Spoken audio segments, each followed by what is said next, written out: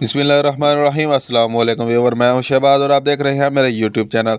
आज हम बात करेंगे जी इनियर 24 mg टैबलेट के बारे में। ये जो टैबलेट है ये इस्तेमाल की जाती है ख़ास तौर पर जो है चक्करों में, यानी कि अगर आपको चक्कर आते हैं या अगर आपका सर जो है घूमता है या सर में दर्द रहता है तो आप ये टैबलेट इस्तेमाल करते हैं। अगर आपको ऐसा लगता है कि ये जो जगह है या ज़मीन है जो आप जिस चीज़ को देख रहे हैं वो जो गोल गोल घूम रही है तो आप इस सूरत में ये टैबलेट इस्तेमाल कर सकते हैं।